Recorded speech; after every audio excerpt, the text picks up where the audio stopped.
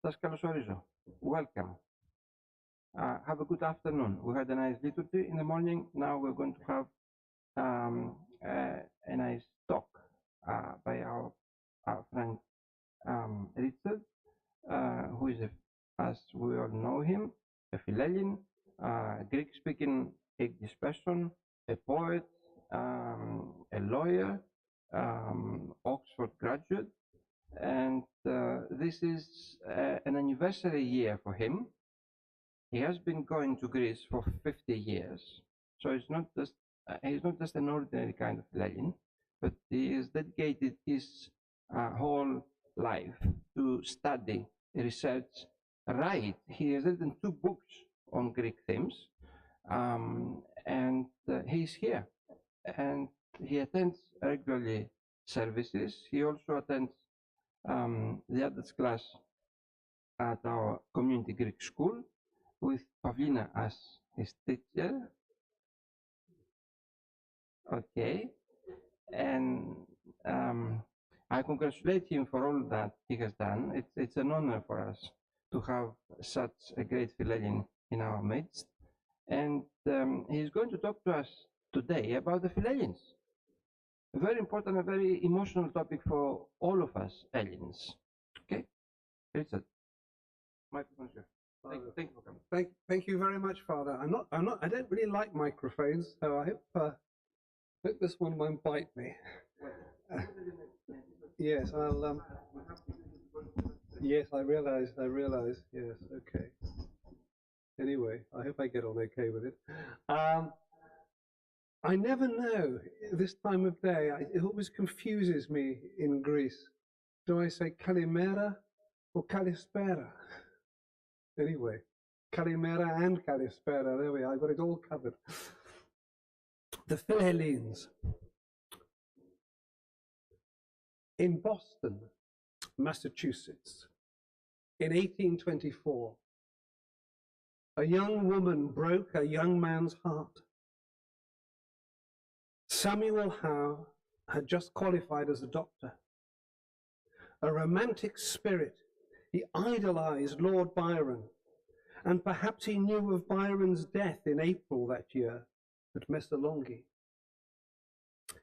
Age 23, Howe sailed to Greece, offering his services to the revolution as a surgeon. But once he was there, he rather enjoyed the fighting, and he became a military commander.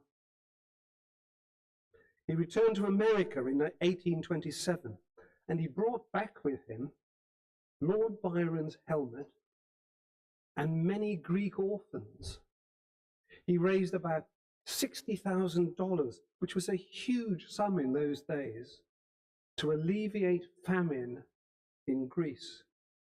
He set up orphanages on Aegina and Andros. And afterwards, he wrote an account of his time in Greece. It's called the Historical Sketch of the Greek Revolution, which was published in 1828. And he described a Philhellene like this. A man, generally a young man, who was ready and eager to give up ease, custom, money-getting, and go overseas to fight a savage enemy among savage mountains, all for the love of freedom and of that dear land which was next in his affections to his own, the land of the imperishable ideal. So the term Philhellene, Samuel Howe's definition was the original definition. It is the definition of a soldier, and who was a Philhellene and knew Philhellenes. The first recorded use of the word Philhellene was in 1824, so the revolution was already underway by then. It soon came to include anyone who supported the Greek struggle to overthrow the Ottomans, not only by fighting, but also by raising funds for it or raising awareness of it. and it's perhaps useful to call these people the original Philhellenes. Before then, however, the members of the Philhellenes, the friendly society, the intellectual and spiritual drivers of the Greek Revolution, they had adopted the term Philhellene to describe like-minded people. And once Greece was established as an independent nation, the need for the word Philhellene disappeared, and it fell into disuse. But back in the 1960s, people started using the word Philhellene again, and it came to mean additionally a lover of Greece and Greek art, language and culture. And I'll call those the modern Philhellenes. The term recognizes the effort that modern Philhellenes in really getting to know Greece, not only the place of the Hellenic world, but also its language and history and culture. Now it gets confusing. In English, we also have got the word Hellenophile, a lover of Greece, which was first used in 1880. And I think you have to draw a distinction between a modern Philhellene and a lover of Greece, between Philhellenes and Ellenophilos, if you like. Visitors who go to Greece and love the place, they have a good time, they return there and they get to know Greece without necessarily becoming students of it. And they might well say, oh, I love Greece. But that doesn't really make them Philhellenes. Rather, they are lovers of Greece. So I shall concentrate in this talk on the original Philhellenes.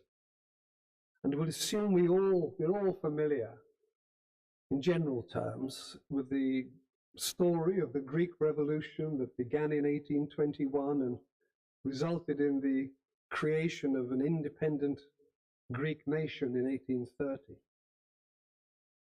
So what inspired the Philhellenes? And there's several cultural strands behind this. The Age of Enlightenment was a philosophical and intellectual movement across Europe, primarily in the 18th century, which it emphasized, among other things, reason, liberty, progress. It was a break with the past. Then the American Revolution of 1776 and the French Revolution of 1789, with its slogan, Liberté, Égalité, Fraternité, or Fraternité and Égalité, I think. And these were inspirations for many people. If they can have revolutions, people thought, well, why can't we have one here? And supporting the Greeks became a way of signaling that you disapproved of the status quo in your own country. In Germany and Switzerland, for example, young people there, they resented the control over that part of Europe of Austria and Russia. And in Britain, those who attended public schools, now it's confusing, you've probably worked this out now, public schools in England, you have to pay lots of money to go to. Those who attended the public schools, they would have studied ancient Greek and ancient history. And they saw the present struggle of the Greeks as a chance to honor and restore the principles of democracy that were around in the golden age of classical Athens. Samuel Howe's imperishable self. This was their ideal. In short, the most compelling, romantic and spiritual call was that of freedom, capital F, freedom. While others saw the Greek struggle in political terms, democracy versus tyranny, for some it was a moral issue, good against bad. For others, their concern was what we would now call a humanitarian crisis, the wish to alleviate the suffering of the war. And at its very simplest, it was David against Goliath. And we always want the little guy to win, don't we? And that was the way with Greece, I think. The Ottomans had occupied Greece for 400 years. Their power was weakening. The liberation of those oppressed people by these oppressors, that was an idea whose time had come. But not everyone, of course, is so high-minded. For some, it was all about an adventure, the prospect of being where it was all at, where it's all happening, running towards the burning fire. I forget who the poet was who talked of young men running a mile to see a fire. And that was the spirit that took a lot of people off the fight with the Greeks. And some were simply looking for a fight. Others were fleeing their creditors, or the law, or their families, or a broken love like Samuel Howe, or even themselves. Lord Byron's decision to sail to Greece, in part, was to redeem himself in his own eyes and the public's after a scandal. And among irregular fighters, like those who went off the Philhellenes to fight for Greece, there always are desperados, chancers. People know there's money to be made in a war, and that's what took some people there. So not everybody had the same high-minded ideals that we would like to think they had. And perhaps it's worth saying this as well, that an element of people's decision in going to fight for Greece was to fight for Christianity against Mohammedanism, as it was called then. And so they wanted Christianity to win in that part of the world. So that's what I think inspired the Philhellenes. So the next question is, who inspired them? Napoleon Bonaparte had died in British custody on the island of Elba in May 1821. But it took 2 months for the news to come back to the rest of Europe. I don't know why it was kept secret for a while, but it was. And that stirred up the passions of many young people and intellectuals, especially in France, where old King Louis was an old and reactionary king. Weeks after the Greek Revolution had started, this is what Napoleon died. And so it presented a cause for supporters of libertarian principles. And the great historian of Greece, Mark Mazawa, he wrote, "The news of Napoleon's passing was, even more so than Byron's death 3 years later, something that unified Europe. It gave the Greek struggle a wider significance." In 1816, the British government had purchased the Parthenon marbles from Elgin and placed them in the British Museum. The Venus de Milo was found in 1820 and taken to France, and in 1821 it went on display in the Louvre. And in an age where there was no social media, no radio, no television, it was great. These things happening in museums were cultural events of great significance, more so than now, I think. In 1824, Eugene Delacroix painted a canvas 4 meters high depicting the massacre at Chios, where perhaps 50,000 Greeks were killed, 45,000 enslaved by the Ottomans, and it drew huge crowds to a major exhibition, which was also in the Louvre. And so you can imagine, Europe was getting stirred up round about this time. 2 years later, Devereux painted Greece on the Ruins of Missolonghi, showing Greece as a mourning woman. It too caused a sensation, and together these various works of art raise the profile of the Greek struggle among the educated classes of Europe. The most beloved Englishman for Greece, and I know for Kyria Ioanna, because she told me so this morning, is Lord Byron, whose poetry she can quote in Greek. Like his contemporaries, Shelley and Goethe, Byron had written with passion about Greece, taking an idealized view of its past glories. And we shouldn't underestimate how these works were capable of inspiring young men with a passionate, romantic spirit. We can all remember having that, can't we?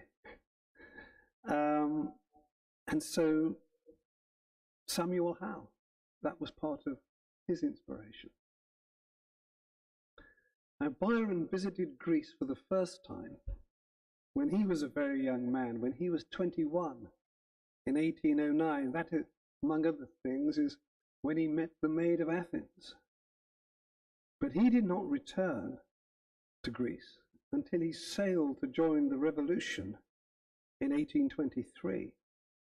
But while he was there in 1809, he developed a real admiration for the Greeks, for Greek culture, philosophy, history, and that was an inspiration for one of his most famous works, Childe Harold's Pilgrimage and Don Juan.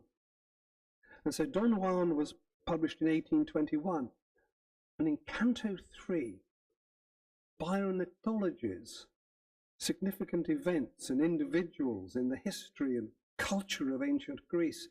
So here's just one stanza from Canto 3. The mountains look on Marathon, and Marathon looks on the sea, and musing there an hour alone, I dreamt that Greece might still be free. For standing on the Persian's grave, I could not deem myself a slave. Byron saw freedom as a universal right. And the great thing about Byron, rare for a poet, is to recognize that actions speak even louder than his words. When he died, Byron's body, apart from his heart, which the Greeks kept, was returned to England. But he was a bad boy, and he was denied a burial in Westminster Abbey on account of his, this was the phrase, questionable morality. But huge crowds queued up to see his body as it laid in state. And his death prompted a huge surge of volunteers heading off to fight in Greece.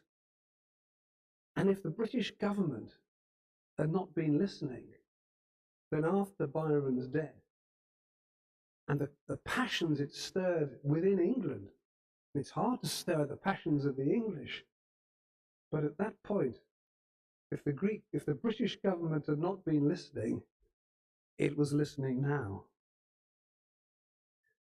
Napoleon's death, May 1821, that had prompted Shelley that year to write his poem, this isn't a great title, Writing on Hearing the News of the Death of Napoleon, and a verse drama called Philhellenes, which was the last work that Shelley published in his life. And his wife, Mary Shelley, the author of Frankenstein, She was also a Philhellene.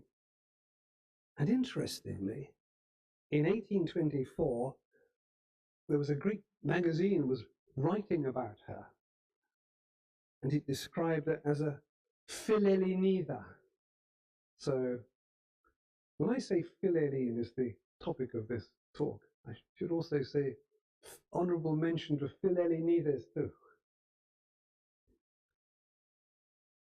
But who were the original Philhellenes? Well, the largest number of volunteers who actually went and fought in Greece, they came from Germany, France, and Switzerland.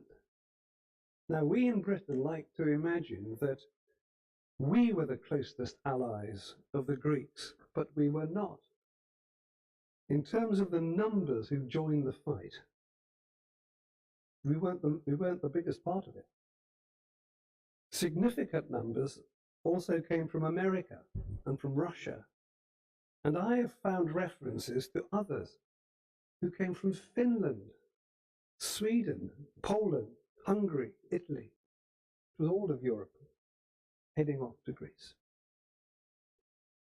Now, there were several points of departure for Greece. And one of them, the main one, was Marseille,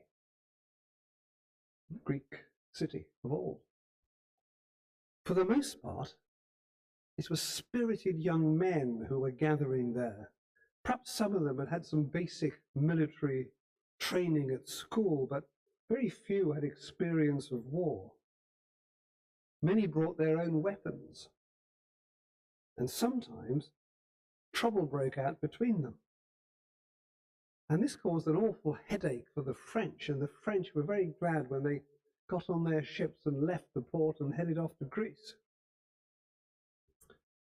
But several of the Italians and Germans and French Philhellenes had also been veterans of the Napoleonic Wars.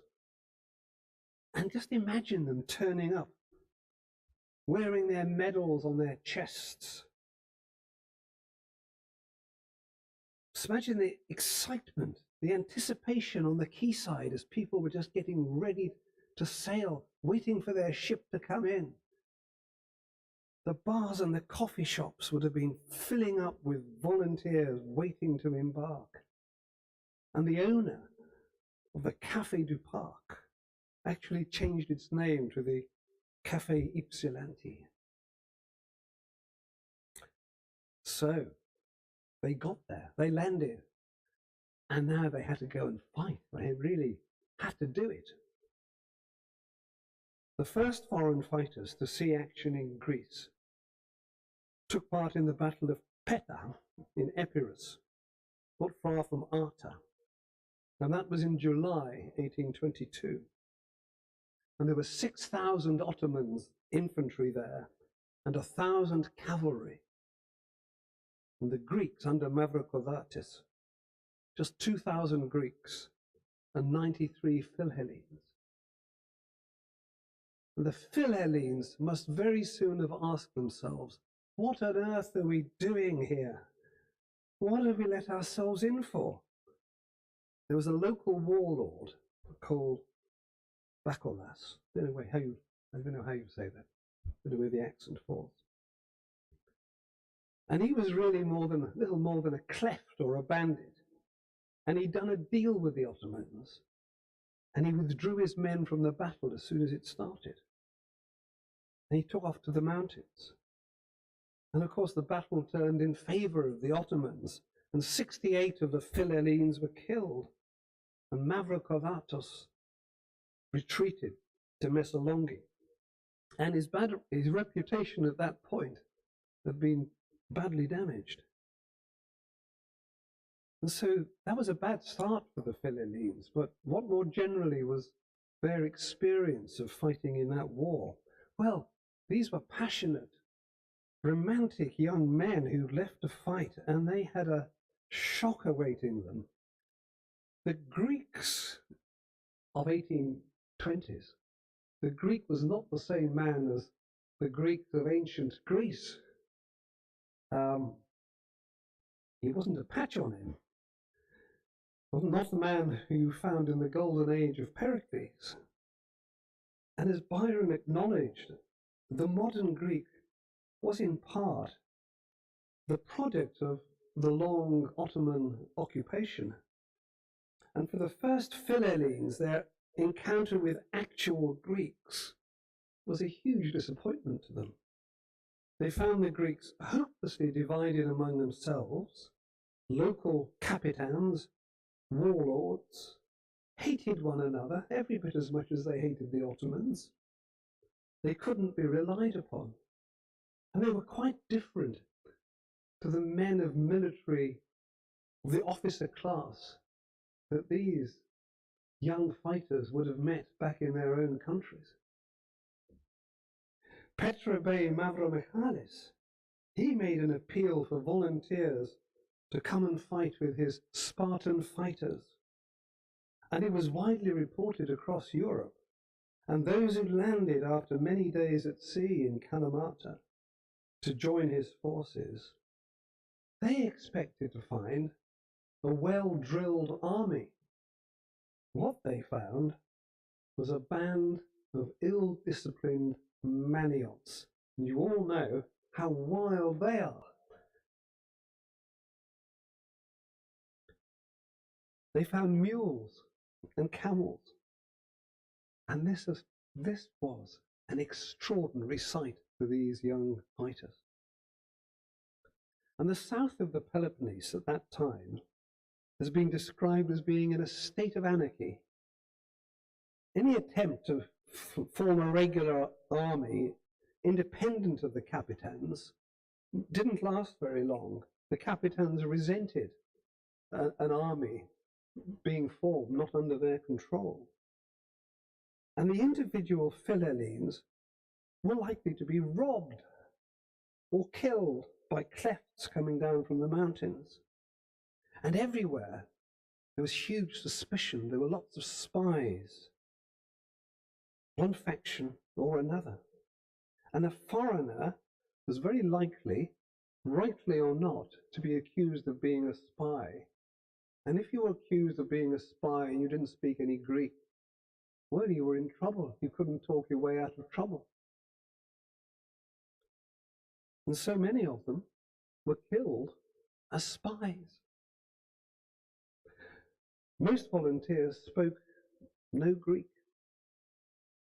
It led to a feeling of isolation, and it put a distance between themselves and the people whose cause they'd come to fight for. They often found themselves short of food, poor accommodation, no supplies. They resorted to stealing. They ran out of money. They became weak. They fell ill with malaria, typhus, the plague. They struggled with the heat. Many of them, in short, quickly became very unhappy. They regretted they'd gone.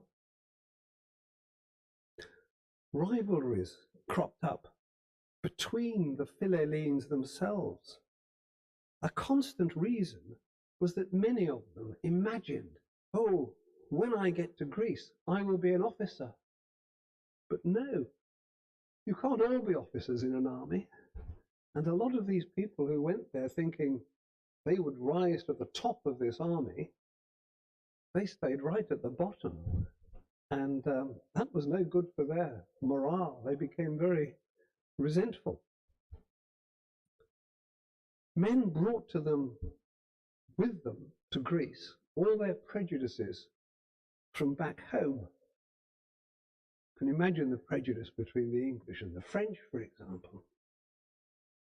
And the resentments they held for other countries in Europe became a real issue between them. And one Philhellene wrote home, "We are constantly killing each other on the slightest provocation." Many, too, were shocked the way the Greeks responded to the Turks. Of course, you can understand why they react badly to the Ottoman soldiers, but there were other people of Turkish origin there, women and children.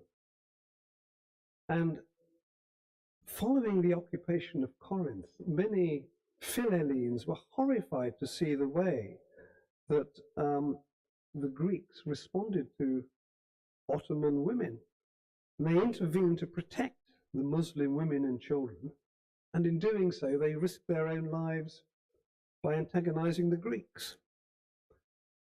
And the conclusion of some enlightened commentators was that the Greek character had been degraded by the years of Ottoman occupation, but that once liberated, it would be restored. And as a result, magazines and newspapers in Western Europe that once at the beginning strongly supported the Greek cause, they started publishing accounts of people who'd come back from Greece, disappointed in the experience. When it was clear that the struggle was going to be a long one, the emphasis switched from what could be done in the capitals of Europe to better fund and equip the troops that did remain in Greece, and to relieve the suffering in Greece. This would put pressure on the governments of the great powers to sort it all out. And that, of course, is eventually what happened. Once the British and French navies arrived in Navarino Bay in 1827, there was only going to be one winner. And it must be remembered that the English motive was not so much to liberate Greece, but to prevent Russia alone from expanding its influence in Greece. Britain was quite happy to see Greece remain under the general, within the Ottoman Empire, but with a greater degree of autonomy. Let me come to the financing of the Greek struggle. A simple view of the position is that the significant sums of money raised by bank loans or loans from wealthy individuals, that tended to be spent on buying military supplies and ships. But the monies raised by local Greek committees, that was increasingly used to provide humanitarian relief, as with Samuel Howe. Byron put his money where his mouth was. He had a big estate near Manchester, and he sold it to use the proceeds to fund the Greek cause. And he put some of his savings together with this fund, and altogether it amounted to £20,000, which in today's money, back then, was a huge sum of money. Byron was a multi-millionaire in today's terms. And he raised money across Europe to support the Greek cause. He appealed to European governments and to wealthy donors. And he was such a megastar that if he asked you for money, he would flatter you into giving it. Byron had sailed for Greece from Genoa in 1823, spent the autumn in Kefalonia, in Metaxata, and he paused there, and he sent emissaries to the various rival Greek leaders. He spent 4 or 5 months there. He took the temperature of the situation in Greece, wondering what he would say. What would he say if he was offered the crown of Greece, that he could be King Byron the First of Greece? Just imagine. Would he fight? Did he lie awake at night, imagining actually fighting? He sailed to Messalongi, and he arrived there on the 5th of January, 1824, and he joined up with the forces of Mavrocordatos. And in February, so soon, he became ill, and he was ill all the time that he was there, and his health declined. And as we know, he died of a fever on the 19th of April. By the end of March 1824, the Byron Brigade, 30 Philhellene officers and about 200 men had been formed and paid for by Byron. From his £20,000 fund, he spent £4,000 re-equipping the Greek fleet, and £6,000, just believe this, to settle a dispute between the Greek leaders and the Suliot fighters who were demanding back pay for their fighting in the earlier part of the war. And much of Byron's energy, as he was becoming weaker and weaker with fever, much of his energy was still being spent trying to bang the Greek heads together, all the rival leaders. And of course, in the end, he died without seeing any military action at all. So very quickly now, they come to the end. Let me just give a little pocket sketch of 3 Philhellenes, British Philhellenes, in addition to Lord Byron, who made great contributions to the revolution. And first, I think you have to say that Lord Canning, George Canning, probably made the biggest difference. Now, he wasn't a fighter at all. He was a prominent politician back in England.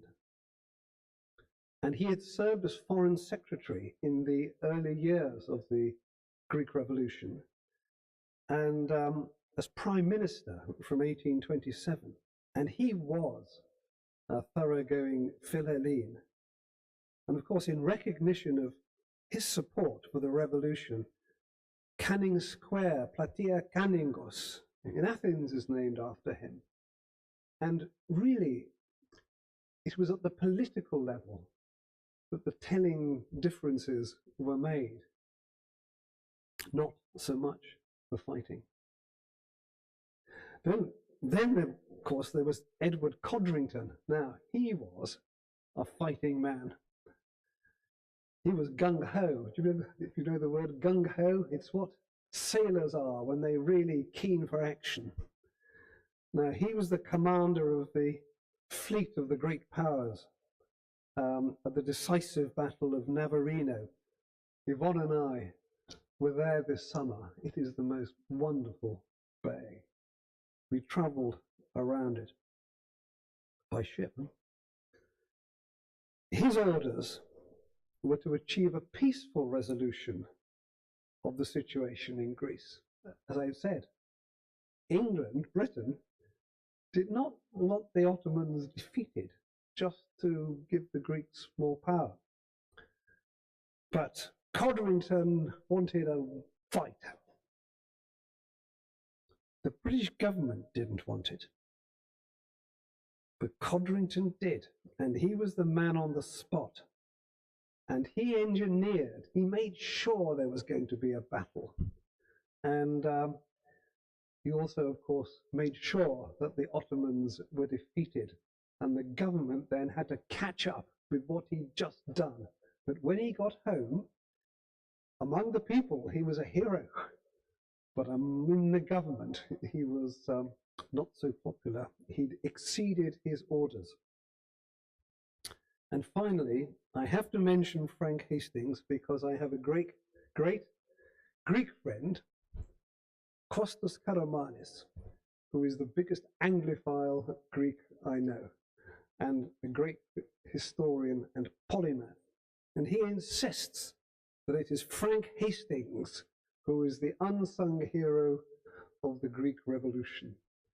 Frank Hastings, like Codrington, had fought at the Battle of Trafalgar. And he contributed £5,000, not as much as Byron, but a lot of money, for the construction of the Greek Navy's first warship. Now, I'm going to ask you, when you're at school in Greece, do they teach you the name of Greece's first warship? Probably not. Okay.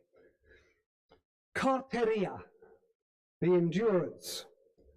And the Endurance was a warship that traveled both by steam and by sail. And to me, and perhaps to my friend Kostas, what is significant is that once the Greek navy has got its own warship, these great men of the sea, the Greeks, they've now got their own warship. On from the days of the triremes, they've got a real big metal warship. That's going to give a nation confidence to be a nation. So that perhaps is the contribution of Frank Hastings.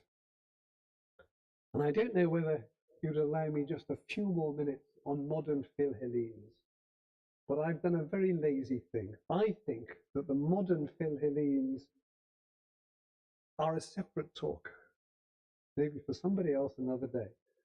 But I did a very lazy thing. I just looked at my bookshelves and I thought, what names do I see here who I think are modern Philhellenes, the Philhellenes of today? And so, or I say today, I mean of modern times. I'd like to think more about the modern Philhellenes. What have they got in common? What fires them up in the way that I talked about what I think fired up the people back in the 1820s? So the artists, I think of Edward Lear and John Craxton. Edward Lear wrote the funniest poetry ever. But he also was a great painter, and he set off with his easel and worked his way around Greece and did some very fine pictures of Greece. The Greek landscape, of course, so much to paint. When there's no photography, you have to paint it. And John Craxton was a great friend of Gika, and if you've ever seen them, the covers on Patrick Leigh Fermor's travel books about Greece, they are all paintings by John Craxton. I saw an exhibition by him in London a couple of years ago. The writers, okay, this is just my bookshelf. Henry Miller, Lawrence Durrell, Peter Levy, Dilys Powell, Victoria Hislop, you all agree with Victoria Hislop, Bruce Clark. The poets, well, Robert Graves, Ruth Padel, who lives now in Kenya. She is one of England's finest poets. And Alicia Stallings, my favorite. She's an American. She's the Oxford Professor of Poetry. I go and hear her lecture once a term in Oxford.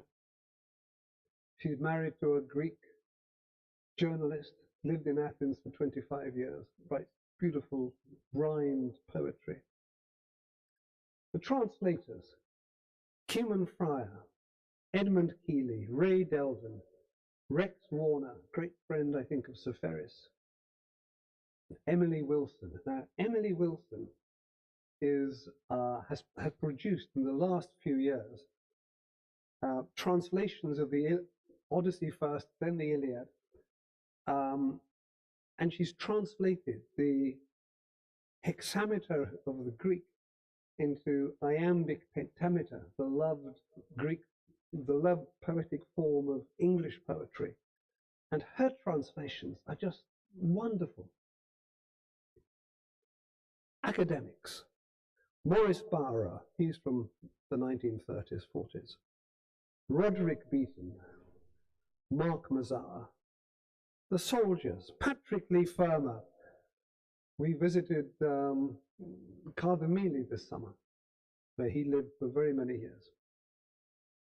Patrick Leigh Fermor, who kidnapped General Creeper in the last World War in Crete. Monty Woodhouse, another great fighter in the mountains, along with the Greeks. Diplomats, former ambassadors, Michael Llewellyn Smith and John Kittner, who are both passionate Philhellenes, great writers about Greece as well. And last, but by no means least, Philip Sherard, who is also a translator of Greek poetry.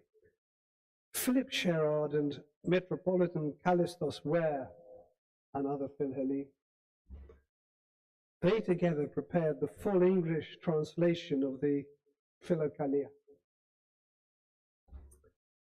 For me, it is always an honor when a Greek describes me as Philhellenes. I am proud to be a Philhellene, but had I been 23 in 1824, like Samuel Howe, would I have gone to fight for Greece? I hope so. I hope so. Thank you.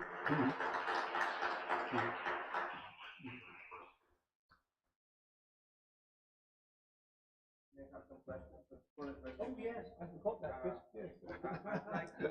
I thought I got away with it.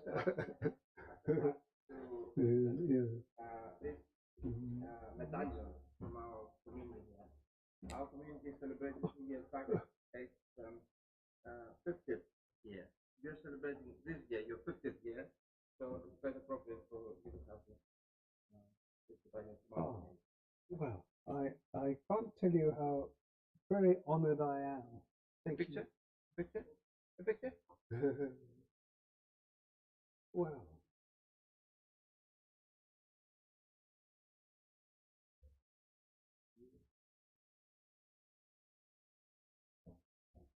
Your teacher is it?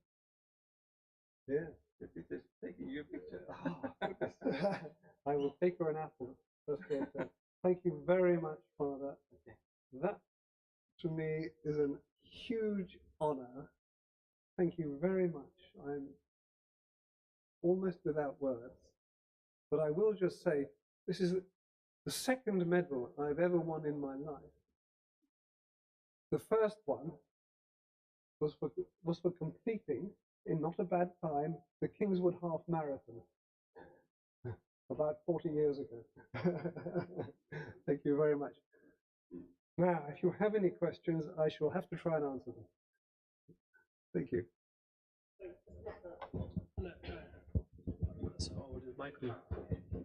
So, firstly, thank you. That was brilliant. I appreciate the thoroughness, and you took us through a journey. It was vivid. Where does your passion stem from for Greece at the personal level? That is something I've never answered to myself. So how shall I answer it to you? But it was a moment. I left university, I jumped on a train, I traveled across Europe, I arrived in Athens 1 o'clock in the morning. I paid 10 drachmas and slept on the roof of a hostel. I came down, I set foot on the pavement. I asked, Acropolis, and followed the finger. I turned the corner, and there was the Acropolis. That moment was just magical.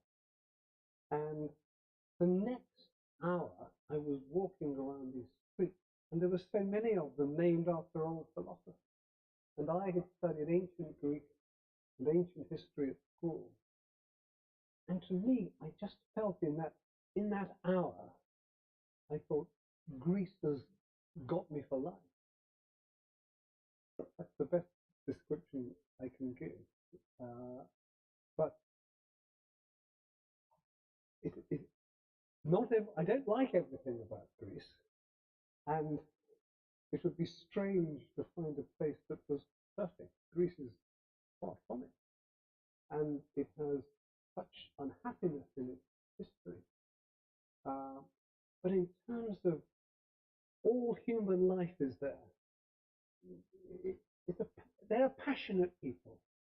They appeal to the passionate Englishman who is trying to get out of every Englishman. So that's a big part of it. Anyone else? Mm-hmm. That was such a good question. Maybe no more can follow on from that one. But thank you all very much. Thank you, Father. Thank you.